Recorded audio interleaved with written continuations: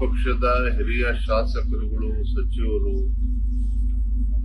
ಮನಬಂದಂತೆ ಇವತ್ತು ರಾಷ್ಟ್ರೀಯ ಸ್ವಯಂ ಸೇವಕ ಸಂಘದ ಬಗ್ಗೆ ಹೇಳಿಕೆಗಳನ್ನು ನೀಡ್ತಾ ಇದ್ದಾರೆ. ರಾಷ್ಟ್ರೀಯ ಸ್ವಯಂ ಸೇವಕ ಸಂಘ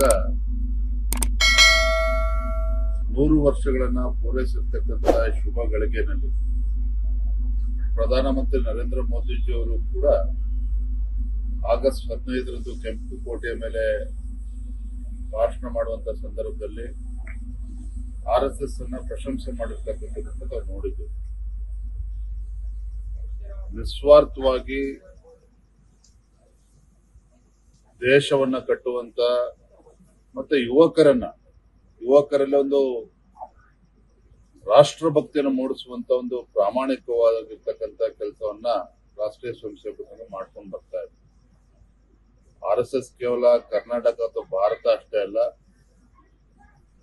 ಜಗತ್ತಿನಲ್ಲಿ 40ಕ್ಕೂ ಹೆಚ್ಚು ರಾಷ್ಟ್ರಗಳಲ್ಲಿ ಒಂದು ರಾಷ್ಟ್ರೀಯ ಸ್ವಯಂ ಸೇವಕ ಸಂಘ ಒಂದು ವಿಸ್ತರಣೆಯನ್ನು ಮಾಡಿರುವಂತದ್ದು. RSS ಅನ್ನ ಬ್ಯಾನ್ ಮಾಡುವಂತದ್ದಾಗ್ಲಿ ಇದು ಯಾರ ಕಡೆಯಿಂದನೂ ಕೂಡ ಸಾಧ್ಯ ಇಲ್ಲ, ಅಸಾಧ್ಯವಾಗಿರ್ತಕ್ಕಂಥದ್ದು. ರಾಜ್ಯದಲ್ಲಿ ಮತ್ತು ದೇಶದಲ್ಲಿ ಭಾರತೀಯ ಜನತಾ ಪಾರ್ಟಿ ಹೆಚ್ಚು ಅಸ್ತಿತ್ವ ಇಲ್ಲದೆ ಇದ್ದಂತ ಸಂದರ್ಭದಲ್ಲೂ ಕೂಡ RSS ಅನ್ನ ಬ್ಯಾನ್ ಮಾಡಿರ್ತಕ್ಕಂಥ ಕಾಂಗ್ರೆಸ್ ಪಕ್ಷ, ಅದೇ ಕಾಂಗ್ರೆಸ್ ಪಕ್ಷ ಬ್ಯಾನ್ ಅನ್ನು ಕೂಡ ಹಿಂತೆಗೆದುಕೊಳ್ಬೇಕಾಯ್ತು. ಇನ್ನು ಇವಾಗ ಭಾರತೀಯ ಜನತಾ ಪಾರ್ಟಿ ಮತ್ತು ನರೇಂದ್ರ ಮೋದಿಜಿ ಅಂತಕ್ಕಂಥ ಒಂದು ದಿಟ್ಟ ನಾಯಕತ್ವ ದೇಶದಲ್ಲಿದೆ. ದೇಶದ ಅನೇಕ ರಾಜ್ಯಗಳಲ್ಲೂ ಭಾರತೀಯ ಜನತಾ ಪಾರ್ಟಿ ತನ್ನ ಸರ್ಕಾರ ಇದೆ. ಇಂಥ ಸಂದರ್ಭದಲ್ಲಿ ರಾಷ್ಟ್ರೀಯ ಸ್ವಯಂ ಸೇವಕ ಸಂಘವನ್ನ ಬ್ಯಾನ್ ಮಾಡ್ತೇವೆ ಅಂತ ಹೇಳ್ತಕ್ಕಂಥದ್ದು ಮೂರ್ಖತನದ ಪರಮಾವಧಿ. ನಾನು ಗೌರವಾನ್ವಿತ ಪ್ರಿಯಾಂಕಾ ಖರ್ಗೆ ಅವರಿಗೆ ಗೌರವವಾಗಿ ಹೇಳೋದಕ್ಕೆ ಇಚ್ಛಪಡ್ತೇನೆ. ನಿಮ್ಮ ಗ್ರಾಮೀಣ ಅಭಿವೃದ್ಧಿ ಇಲಾಖೆಯ ಬಗ್ಗೆ ಏನ್ ಸಾಧನೆ ಮಾಡಿದ್ದೀರಿ, ಏನ್ ಸುಧಾರಣೆಗಳನ್ನು ಮಾಡಿದ್ದೀರಿ, ಅದನ್ನ ರಾಜ್ಯದ ಜನತೆ ಮುಂದೆ ಬಿಚ್ಚಿಡಬೇಕು. ಕಳೆದ 50-60 ವರ್ಷಗಳ ಕಾಲ ಸುದೀರ್ಘವಾಗಿ ಗುಲ್ಬರ್ಗಾ ಜಿಲ್ಲೆ ನಿಮ್ಮ ಕುಟುಂಬದ ಹಿಡಿತದಲ್ಲಿದೆ. ಆ ಜಿಲ್ಲೆನಲ್ಲಿ ಏನು ಅಭಿವೃದ್ಧಿ ಕೆಲಸ ಮಾಡಿದ್ದೀರಿ, ಇವತ್ತು ಶಿಕ್ಷಣ ಕ್ಷೇತ್ರದಲ್ಲಿ ಇಡೀ ರಾಜ್ಯದಲ್ಲಿ ಕೊನೆಯ ಸ್ಥಾನ ಗುಲ್ಬರ್ಗಾ ಜಿಲ್ಲೆ. ಯಾಕೆಷ್ಟು ಶಿಕ್ಷಣ ಕ್ಷೇತ್ರದಲ್ಲಿ ಹಿನ್ನಡೆ ಆಗಿದೆ ಅನ್ನೋದನ್ನ ತಾವು ದಯವಿಟ್ಟು ಜನರ ಮುಂದೆ, ರಾಜ್ಯದ ಜನರ ಮುಂದೆ ತಿಳಿಸುವಂತ ಕೆಲಸ ಪ್ರಿಯಾಂಕಾ ಖರ್ಗೆ ಅವರು ಮಾಡಬೇಕು.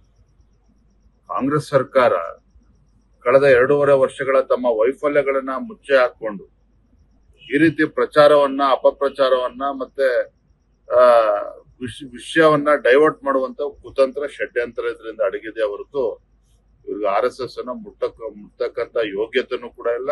ಅದನ್ನ ಬ್ಯಾನ್ ಮಾಡ್ತಕ್ಕಂಥದ್ದು ಅಸಾಧ್ಯ. ಅದೇ ಪ್ರಿಯಾಂಕಾ ಖರ್ಗೆ ಅವರು ಹೇಳ್ತಾರೆ ಸರ್, ನಮಗೆ ಬೆದರಿಕೆ ಕರೆಗಳು ಬರ್ತಿದೆ ಅಂತ ಹೇಳ್ಕೊಂತಿದ್ದಾರೆ. ಈ ರೀತಿ ಹೇಳಿಕೆಗಳನ್ನ ಕೊಟ್ಟು ಪ್ರಚಾರವನ್ನ ಗಿಟ್ಟಿಸ್ಕೊಳ್ತಕ್ಕಂತ ಒಂದು ಕೆಲಸ ಅವರಿಂದ ಆಗ್ತಿದೆ ವಿನಃ, ಹೇಳ್ತಾ ಇದ್ದೀನಲ್ಲ, ಇವತ್ತು ರಾಜ್ಯ ಸರ್ಕಾರ ಮಾನ್ಯ ಮುಖ್ಯಮಂತ್ರಿಗಳು ಮೊನ್ನೆ ದಿನ ಡಿನ್ನರ್ ಮೀಟಿಂಗ್ ಮಾಡಿದ್ರು. ಕಲ್ಯಾಣ ಕರ್ನಾಟಕ ಅತಿವೃಷ್ಟಿಯಲ್ಲಿ ರೈತರ ಸಂಕಷ್ಟಕ್ಕೆ ಸ್ಪಂದನೆ ಮಾಡುವಂತ ಪರಿಹಾರನ ಕಂಡುಕೊಳ್ಳುತ್ತ ಕೆಲಸ ಆಯ್ತಾ? ಅದ್ರ ಬಗ್ಗೆ ಚರ್ಚೆ ಮಾಡಿದ್ರ?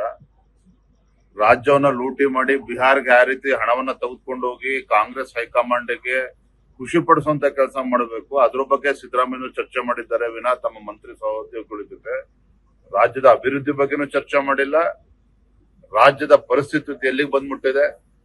ಗುಲ್ಬರ್ಗಾದಲ್ಲಿ ಲೈಬ್ರೇರಿಯನ್ ಗ್ರಂಥಾಲಯ ಸಹಾಯಕ ಆತ್ಮಹತ್ಯೆ ಮಾಡ್ಕೊಂಡಿದ್ದಾರೆ.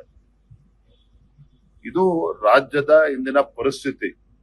ಇದ್ರ ಬಗ್ಗೆ ಚರ್ಚೆ ಮಾಡಬೇಕಾಗಿದೆ. ರಾಜ್ಯದ ರೈತರ ಪರಿಸ್ಥಿತಿ ಬಗ್ಗೆ ಚರ್ಚೆ ಮಾಡಬೇಕಾಗಿದೆ. ರಾಜ್ಯದ ಅಭಿವೃದ್ಧಿ ಬಗ್ಗೆ ಚರ್ಚೆ ಮಾಡಬೇಕಾಗಿದೆ. ಇವತ್ತೇನಾಗಿದೆ, ಬೆಂಗಳೂರಿನ ಮಹಾನಗರದಲ್ಲಿ ಸಾಮಾಜಿಕ ಜಾಲತಾಣಗಳಲ್ಲಿ ಇವತ್ತು ತೂಚಿ ಅಂತೇಳಿ ಉಗಿತಾ ಇದ್ದಾರೆ ಕಾಂಗ್ರೆಸ್ ಸರ್ಕಾರಕ್ಕೆ. ನಿನ್ನೆ ಕಿರಣ್ ಮಜುಮ್ದಾರ್ ಶಾ ನಮ್ಮ ರಾಜ್ಯದ ಹೆಮ್ಮೆ ಇವತ್ತು ಬಯೋಕಾನ್, ಅವ್ರ ಬಗ್ಗೆ ಇವತ್ತು ಕೆಟ್ಟದಾಗಿ ಟೀಕೆಗಳನ್ನ ಮಾಡುವಂತದ್ದು. ಹಿಂದೆ ಬಿಜೆಪಿ ಸರ್ಕಾರ ಇದ್ದಾಗ ಯಡಿಯೂರಪ್ಪ ಮುಖ್ಯಮಂತ್ರಿಗಳು ಇದೇ ಮೋಹನ್ ದಾಸ್ ಪೈ ಅವರು ಟೀಕೆ ಮಾಡಿದ್ರು. ತತ್ಕ್ಷಣ ಯಡಿಯೂರಪ್ಪನವ್ರನ್ನ, ಮೋಹನ್ ದಾಸ್ ಪೈ ಅವ್ರನ್ನ ಕರೆಸ್ಕೊಂಡು ಚಹಾ ಕುಡಿಸಿ ಏನವ್ರ ಟೀಕೆಗಳು, ಏನು ಸಮಸ್ಯೆಗಳಿದ್ದಾವೆ, ಸಮಸ್ಯೆಗೆ ಪರಿಹಾರ ಕಂಡುಕೊಳ್ತಕ್ಕಂಥ ಕೆಲಸ ಹಿಂದಿನ ಮುಖ್ಯಮಂತ್ರಿಗಳು ಯಡಿಯೂರಪ್ಪ ಅವ್ರು ಮಾಡಿದ್ರು. ಇವತ್ತು ಮೋಹನ್ ದಾಸ್ ಪೈ ಅವರಾಗ್ಲಿ, ಕಿರಣ್ ಮಜುಮ್ದಾರ್ ಶಾ ಅವರಾಗ್ಲಿ, ಅನೇಕ ದಿಗ್ಗಜರು ಇವತ್ತು ಏನು ತಮ್ಮ ಅಭಿಪ್ರಾಯಗಳನ್ನು ಕೊಡ್ತಾ ಇದ್ದಾರೆ.